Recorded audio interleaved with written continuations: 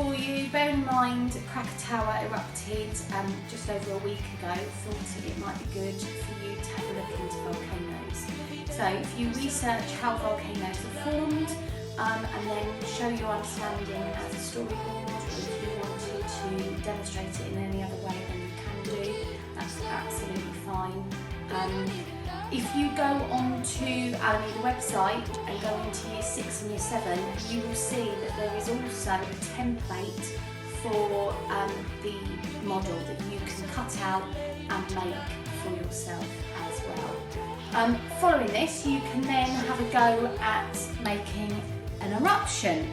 So things that you need, really easy things, is warm water, washing up liquid, some vinegar, baking powder or bicarbonate of soda, same thing. And if you've got some food colouring, generally red or yellow, orange, whatever it is you've got. So to start it off, what you need is just a little bit of warm water. Mine's gone cold. Like that. So I'm doing this in a glass so it's easy for you to see.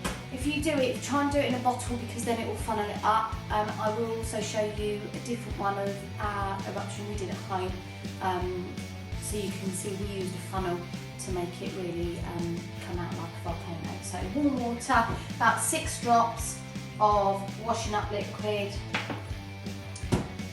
Just give that a quick stir.